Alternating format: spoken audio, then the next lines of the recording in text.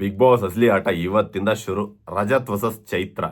ನಿನ್ನೆ ಎಪಿಸೋಡ್ ಅಲ್ಲಿ ಕ್ಯಾಪ್ಟನ್ ಆಗಿದ್ದಂತ ರಾಶಿಕಾ ಚೈತ್ರಾಗೆ ಮೋಸ ಮಾಡ್ತಾ ಇದ್ದಾರೆ, ಫೇವರಿಸಂ ಮಾಡ್ತಾ ಇದ್ದಾರೆ ಅಶ್ವಿನಿ ಗೌಡ ಅವರಿಗೆ ಅಂತ ಒಂದಷ್ಟು ಮಾತುಕತೆ ನಡೀತಾ ಇತ್ತು. ಬಟ್ ಇವತ್ತಿನ ಎಪಿಸೋಡ್ ಅಲ್ಲಿ ಎಲ್ಲೋ ಒಂದು ಕಡೆ ಉಲ್ಟಾ ಹೊಡಿತಾ ಇದೆ. ರಜತ್ ವರ್ಸಸ್ ಚೈತ್ರ ಆಗಿದೆ. ಹಾಗಾದ್ರೆ ರಜತ್ ಮತ್ತೆ ಚೈತ್ರ ಇವರಿಬ್ರು ಕೂಡ ಒಂದೇ ಟೀಮ್ ಅಲ್ವಾ? ಮತ್ತೆ ಇವರಿಬ್ರು ಯಾಕೆ ಜಗಳ ಆಡ್ತಾ ಇದ್ದಾರೆ? ಅದು ನಿನ್ನೆ ಆಟ ನೋಡಿದಾಗ ನನಗೂ ಹಾಗೆ ಅನಿಸ್ತಾ ಇತ್ತು.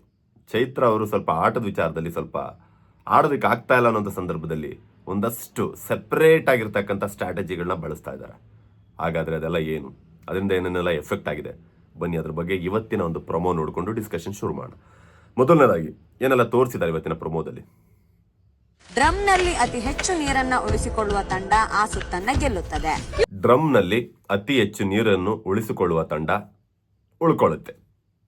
ಹಾಗಾದ್ರೆ ಇವತ್ತಿನ ಟಾಸ್ಕ್ ಏನಪ್ಪಾ ಅಂತಂದ್ರೆ, ಯಾರು 2 ಡ್ರಮ್ಗಳನ್ನ ಕೊಟ್ಟಿದ್ದಾರೆ, ಅದಕ್ಕೆ ಒಂದಷ್ಟು ಹೋಲ್ಗಳನ್ನ ಹಾಕಿದ್ದಾರೆ. ಆ ಹೋಲ್ಗಳನ್ನ ಒಂದಷ್ಟು ಬಿಲ್ಲೆಗಳಿಂದ ಕ್ಲೋಸ್ ಮಾಡ್ತಕ್ಕಂಥದ್ದು, ಕ್ಲೋಸರ್ ಅಂತಿದ್ವಲ್ಲ, ಸೊ ಆ ಕ್ಲೋಸರ್ ಅದನ್ನ ತೆಗೆದ್ರೆ ವಾಟರ್ ಫ್ಲೋ ಆಗುತ್ತೆ. ಸೊ ಈ ಟೀಮ್ ಅವ್ರು ಹೋಗಿ ಆ ಟೀಮ್ ಅವ್ರ ನೀರನ್ನ ತೆಗಿತಾ ಇರ್ತಾರೆ, ಆ ಟೀಮ್ ಅವ್ರು ಬಂದು ಈ ಟೀಮ್ ಅವ್ರ ನೀರನ್ನ ತೆಗಿತಾ ಇರ್ತಾರೆ. ಸೊ ಈ ರೀತಿ ಮಾಡೋವಂಥದ್ದು. ಸೊ ಇದೆಲ್ಲ ಆದಮೇಲೆ ಫೈನಲಿ ಟೈಮ್ ಕ್ಲೋಸ್ ಆದಮೇಲೆ, ಟೈಮ್ ಫಿನಿಶ್ ಆದಮೇಲೆ ಯಾರ ಡ್ರಮ್ಮಲ್ಲಿ ಅತಿ ಹೆಚ್ಚು ನೀರು ಉಳ್ಕೊಂಡಿರುತ್ತೋ ಅವರು ವಿನ್ ಆಗ್ತಾರೆ. ಓಕೆ, ಈ ರೀತಿ ನಡೀತಕ್ಕಂಥದ್ದು.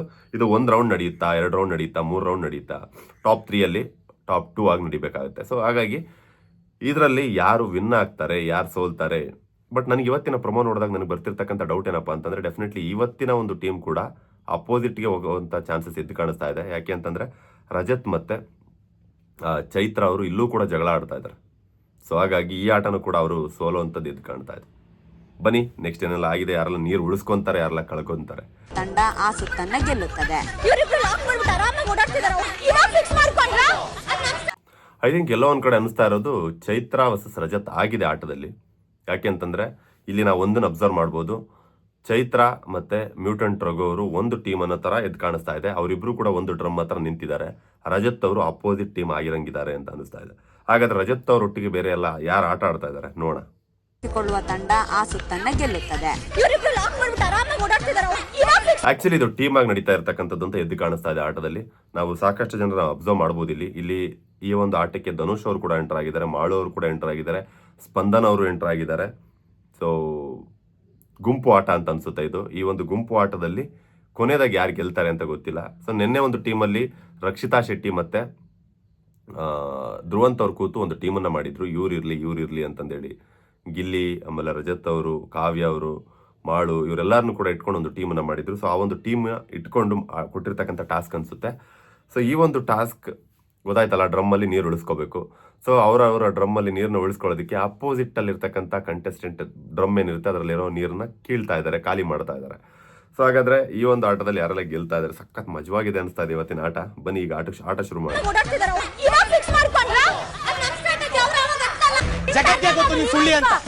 ಓಕೆ, ಇಲ್ಲಿ ರಾಶಿಕಾ ಮತ್ತೆ ಚೈತ್ರ ಅವ್ರಿಗೂ ಕೂಡ ಮತ್ತೊಮ್ಮೆ ಜಗಳ ಆಗುವಂಥದ್ದು ಇದು ಕಾಣಿಸ್ತಾ ಇದೆ. ಇವಾಗ ಫಿಕ್ಸ್ ಮಾಡ್ಕೊಂಡ್ರಾ ಅಂತ ಕೇಳ್ತಾ ಇದ್ದಾರೆ.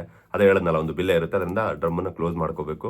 ಸೊ ಇವಾಗ ನನಗೆ ಯಾಕೋ ಇಲ್ಲೊಂದು ಕಡೆ ಅರ್ಥ ಆಗದೆ ಇರೋದೇನಪ್ಪ ಅಂತಂದ್ರೆ, ರಾಶಿಕಾಂಗೂ ಕೂಡ ಎಲ್ಲೋ ಒಂದು ಕಡೆ ಚೈತ್ರ ಕಂಡ್ರೆ ಆಗ್ತಾ ಇಲ್ಲ. ನೀವು ಒಂದನ್ನು ಅಬ್ಸರ್ವ್ ಮಾಡಿ, ರಾಶಿಕಾ ಕ್ಯಾಪ್ಟನ್ ಆದಾಗಿಂದ ಎಲ್ಲೂ ಕೂಡ 1% ಕೂಡ ಒಂದು ಸಲ ಕೂಡ ಅಶ್ವಿನಿ ಗೌಡ ಅವ್ರಿಗೆ, ಆಮೇಲೆ ಅಪೋಸಿಟ್ ಟೀಮ್ ಏನಿದೆ ಅವರ ಒಂದು ಫೇವರಿಸಂ ಟೀಮ್ ಏನಿದೆ ಅವ್ರಿಗೆ ಬೈತಾನೆ ಇಲ್ಲ. ಸೂರಜ್ ಅವ್ರಿಗಾಗಲಿ ಯಾರಿಗೂ ಬೈತಾನೆ ಇಲ್ಲ. ಸೊ ಎಲ್ಲ ಒಂದು ಕಡೆ ಫೇವರಿಸಮ್ ಕಾಣಿಸ್ತಾ ಇದೆ ಅನಿಸ್ತದೆ. ಬಟ್ ಈಗ ರಾಶಿಕಾ ಮತ್ತು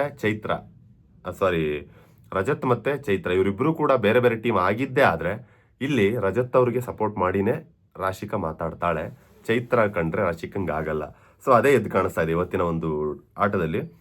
ಸೊ ಇದು ತುಂಬ ಒಳ್ಳೆ ಸ್ಟ್ರಾಟಜಿ, ಇದು ನನ್ನ ಸ್ಟ್ರಾಟಜಿ, ನಾವೇನು ಮಾಡೋಕ್ಕಾಗಲ್ಲ ಅಂತಂದೇಳಿ ಮತ್ತೆ ಜಗಳ ಶುರುವಾಗಿದೆ. ರಾಶಿಕನ್ ಕ್ಯಾಪ್ಟನ್ಸಿಲಿ ಒಂದಿಷ್ಟ ಆಗದೆ ಇರೋದು ಏನಪ್ಪ ಅಂತಂದರೆ, ನಾನು ಟೈಮ್ ಕೌಂಟ್ ಮಾಡ್ತೀನಿ, ಹೇಳ್ತೀನಿ, ಅವಾಗ ನೀವು ಒಪ್ಕೊಳ್ಳಿಲ್ಲ ಅಂತಂದರೆ ನಾನು ಬಿಲ್ಲೆ ತೆಗಿತೀನಿ, ನಾನು ಪಾಯಿಂಟ್ ತೆಗಿತೀನಿ ಅಂತ ಹೇಳೋವಂಥದ್ದು. ಬಹುಶಃ ಉಸ್ತುವಾರಿಗೆ ಆ ಒಂದು ಹಕ್ಕು ಇರಲ್ಲ ಅಂತ ನಾನು ಅನ್ಕೊತೀನಿ. ಬಹುಶಃ ಈ ವಾರದ ಕೊನೆಯಲ್ಲಿ ಸುದೀಪ್ ಸರ್ ಕ್ಯಾಪ್ಟನ್ ಆಗಿತ್ತಂತ ರಾಶಿಕಾ ಅವರಿಗೆ ಕ್ಲಾಸ್ ತಗೊಳ್ಳೋದು ಎದ್ದು ಕಾಣಿಸ್ತಾ ಇದೆ. ಮೇ ಬಿ 1-2 ಪಾಯಿಂಟ್ಗಳನ್ನ ಅಬ್ಸರ್ವ್ ಮಾಡಿದಾಗ, ನಿನ್ನೆ ಎಪಿಸೋಡಲ್ಲಿ ಕೈಗಳನ್ನ ಉಗುರಿಂದ ಪರ್ಚಿದಾಗ ರಕ್ತ ಬಂದಿದೆ, ಬ್ಲಡ್ ಬಂದಿದೆ, ಅದಕ್ಕೆ ಸರಿಯಾದಂಥ ರಿಯಾಕ್ಷನ್ಸ್ ಕೊಡಲಿಲ್ಲ. ಕ್ಯಾಪ್ಟನ್ ಆಗಿ ತಗೋಬೇಕಾಗಿರ್ತಕ್ಕಂಥ ಒಂದು ಪ್ರಿಕಾಷನ್ಸ್, ಒಂದು ಸೇಫ್ಟಿ, ಒಂದು ಏನಿದೆ ಒಂದು ರೆಸ್ಪಾನ್ಸಿಬಿಲಿಟಿ ಅದನ್ನ ತಗೊಳ್ಳಿಲ್ಲ ಅಂತ ನನಗೆ ಅನ್ನಿಸ್ತು.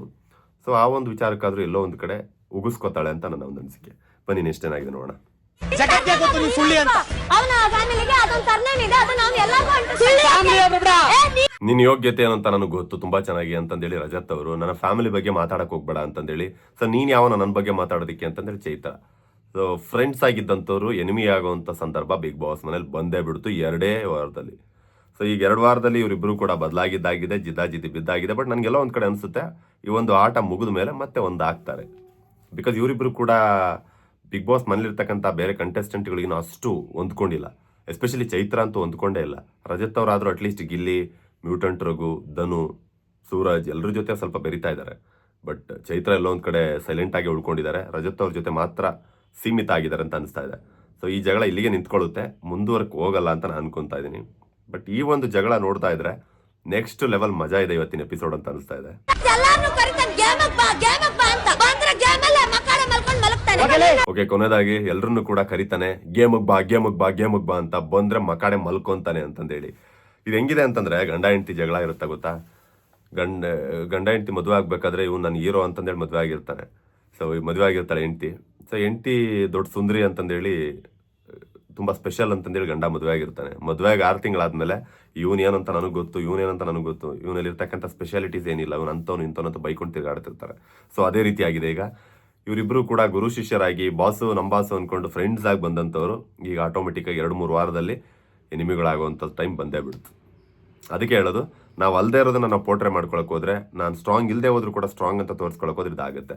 ಸೊ ಹಾಗಾದ್ರೆ 3 ಪಾಯಿಂಟ್ಗಳು ಈ ಒಂದು ವಿಡಿಯೋದಲ್ಲಿ ಹೈಲೈಟ್ ಆಗಿರ್ತಕ್ಕಂಥದ್ದು. ಮೊದಲನೇದಾಗಿ ಏನಪ್ಪ ಅಂತಂದ್ರೆ ಫ್ಯಾಮಿಲಿ ಬಗ್ಗೆ ಮಾತಾಡಿರೋದು.